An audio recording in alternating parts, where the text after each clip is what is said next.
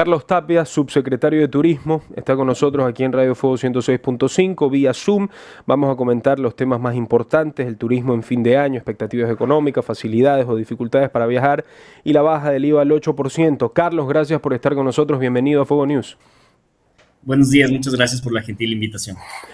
Carlos, bueno, mira, justamente estábamos, no es que lo queremos asociar, por supuesto, pero una noticia que nos hizo mucha gracia hoy día en la mañana es que en Quito han encontrado una venta clandestina de pirotecnia detrás de una confitería.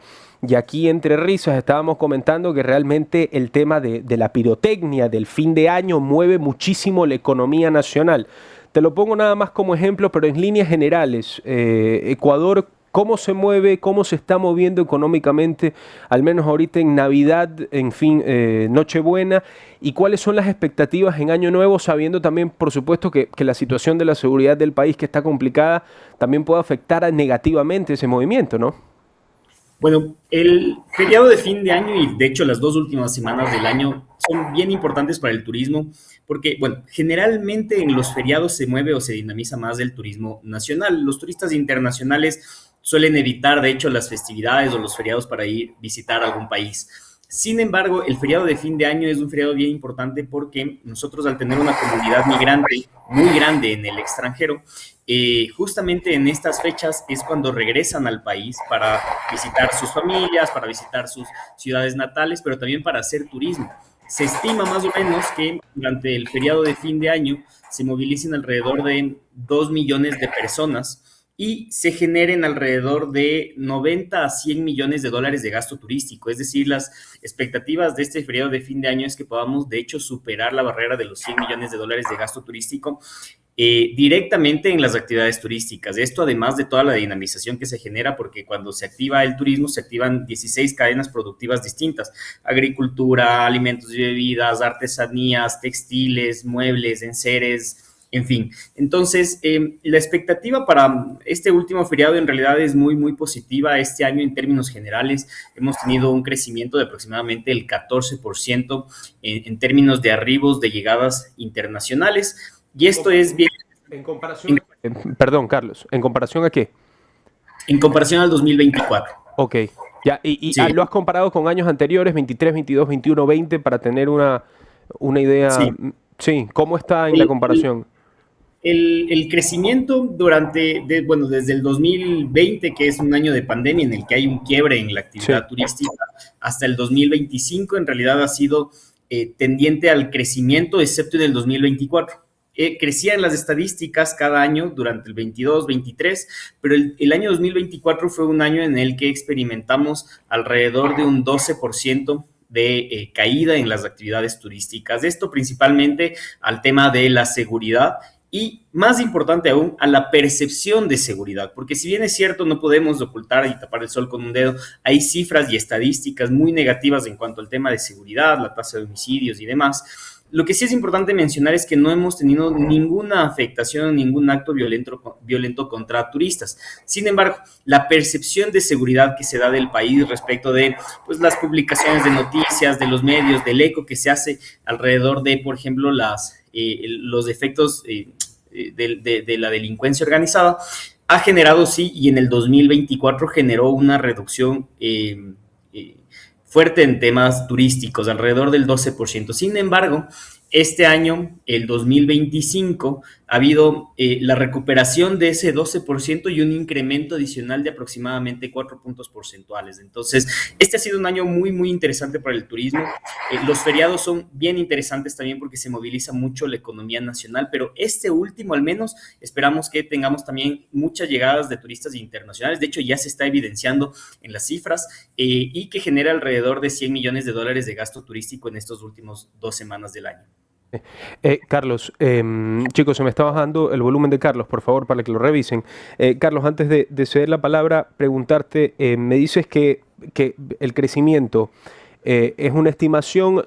¿Tú cómo interpretas ese crecimiento? Porque el 2024 fue un año muy complicado en la seguridad. Digamos, se podría decir que los dolores que padeció Ecuador el 2024 no es que han mejorado, que digamos, el año 2025, seguimos en esa reconstrucción constante, pero ¿qué crees que hizo que los ecuatorianos digan, saben que vamos más fuerte este año que el anterior y significativamente? Porque no es que no es una cifra menor.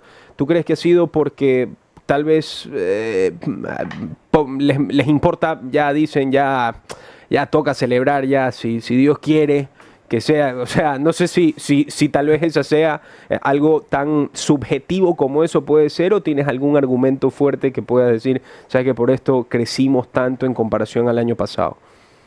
Yo creo que hay tres argumentos fuertes ahí. El primero es que durante el 2025, al menos en términos de comunicación, no hemos sufrido estos defectos tan fuertes como lo que nos pasó en el 2024, como por ejemplo el asesinato del candidato Fernando Villavicencio o la toma del canal de TC Televisión, que fueron eventos que se hicieron eco a nivel internacional de manera muy, muy fuerte. Y eso evidentemente, que pasó finales del 2023, inicios del 2024, afectó gravemente toda la actividad turística del resto del año. Esto no ha sido igual en el 2025 y eso ha hecho que pues, la confianza y la percepción de seguridad del turista internacional mejore. El segundo caso, creo que es muy valioso sí mencionarlo y siempre lo estamos haciendo a través de nuestra participación en ferias y eventos internacionales, y es que si bien es cierto, existen ciertas cifras y ciertos indicadores de inseguridad que son alarmantes, ¿no es cierto? No hemos tenido afectaciones directas con turistas internacionales. Al final del día vivimos una realidad muy parecida a lo que pasa en Colombia o lo que pasa en Perú, ¿no es cierto? Que tienen igual cifras muy fuertes de violencia. Sin embargo, la actividad turística también es igual de fuerte. Entonces, al final del día, transmitir ese mensaje de que a veces los eventos de delincuencia o los eventos de inseguridad están focalizados, que no hay un tema contra los turistas nacionales o internacionales y que los principales atractivos turísticos se encuentran resguardados, protegidos, vigilados, ha sido un mensaje muy importante. Y en tercer lugar, y yo creo que tal vez el más importante, es la inversión que estamos desarrollando en materia de promoción turística. Y aquí un detalle que es importante mencionar a la ciudadanía.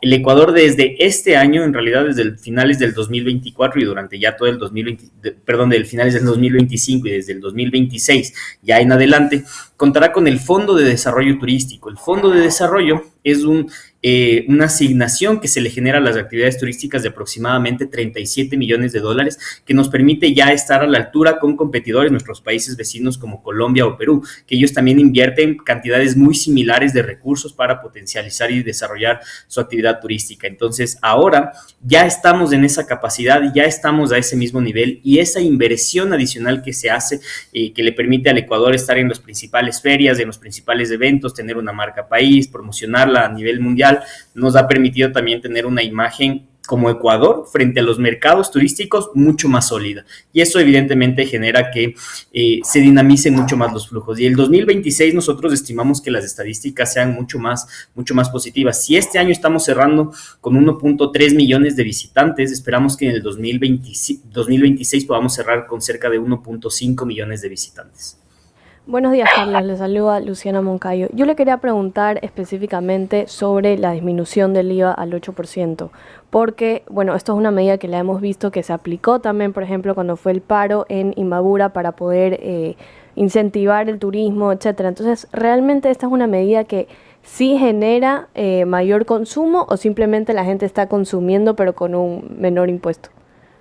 Sí, sí hemos evidenciado que durante estos últimos feriados que se han aplicado las medidas de reducción del IVA, ha existido una mayor dinamización en el gasto turístico. Principalmente, o en términos generales, podríamos decir que la reducción del IVA aumenta en al menos una noche la cantidad de pernoctaciones. Porque claro, cuando uno hace el cálculo, hace el análisis tal vez para su consumo personal, no veo una gran diferencia en esos puntos porcentuales que se reducen del IVA del 15 al 8%, pero cuando ya hablamos de una familia de 4 o de 5 integrantes que salen durante el feriado y el padre o la madre de familia tienen que asumir los gastos de alojamiento, alimentos y bebidas, operación, termas, balnearios, piscinas, centros de atracciones, golosinas, cafeterías, entre otras cosas, claro, esa reducción del IVA se vuelve mucho más positivo, mucho más favorable. Y también hemos visto cómo los establecimientos turísticos se activan también con promociones. Entonces hay algunos que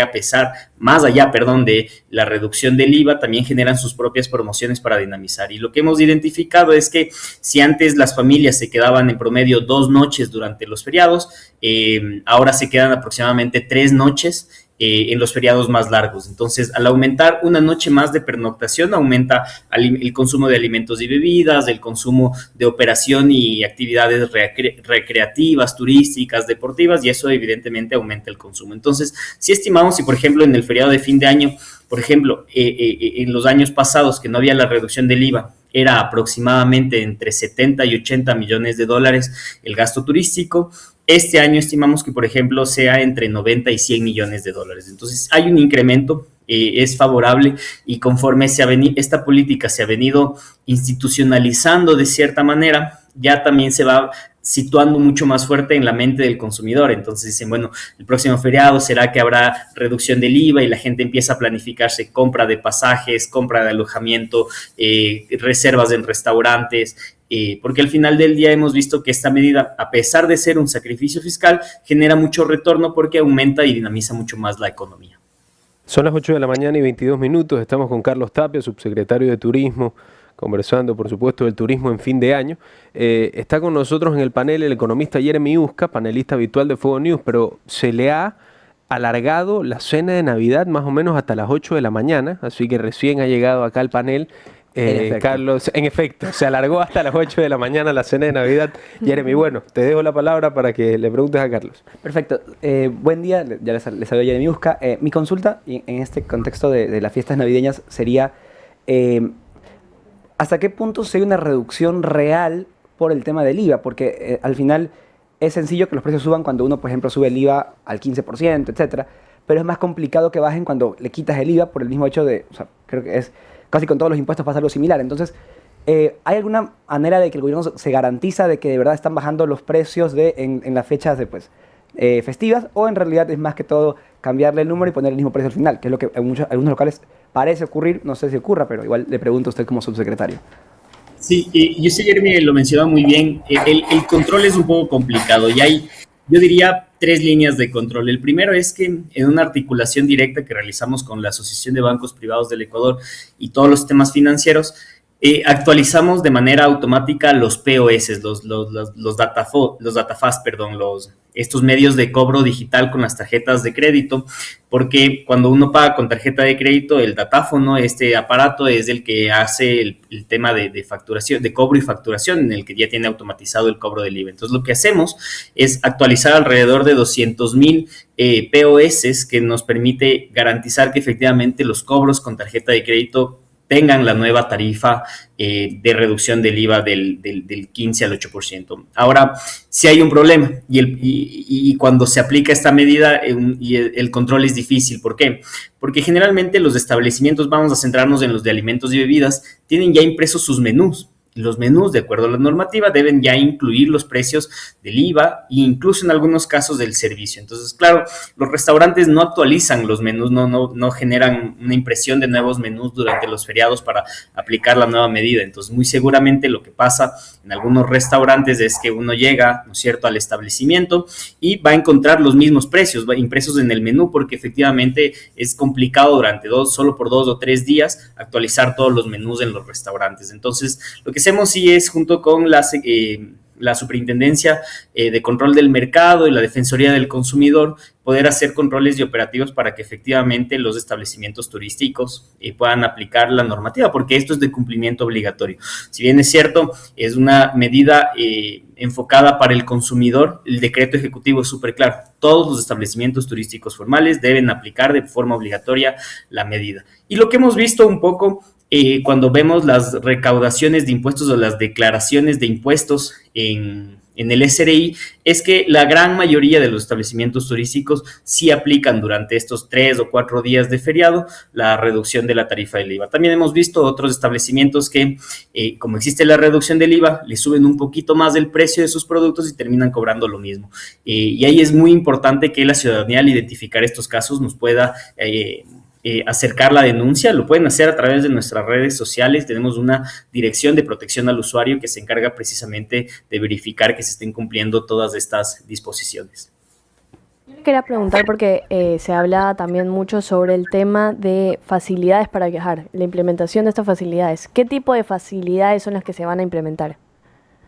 Bueno, cuando nos acercamos a un feriado, lo que siempre hacemos como gobierno nacional es convocar a las mesas del COE nacional y los COEs cantonales. Entonces, en el COE nacional convocamos Ministerio del Gobierno, Ministerio del Interior, Policía Nacional, Agencia Nacional de Tránsito, Ministerio de Infraestructura y Transportes, con la finalidad de generar, en primer lugar, los operativos de control vial, que son los más importantes. Cuando hablamos en términos turísticos, una de las estadísticas más fuertes generalmente suelen ser los accidentes en las vías por exceso de velocidad, falta de pericia al manejar, consumo de bebidas alcohólicas al momento de manejar. Entonces, los operativos viales para nosotros es fundamental porque nos permite tener mejor control y precaución en cuanto a las movilizaciones. El segundo son los operativos de seguridad. Lo que hacemos es coordinar con la Policía Nacional para que exista este reforzamiento o resguardo mayor en los sitios de mayor visitación. Entonces, coordinamos con los diferentes operativos, incluso también en los COEs cantonales con los municipios,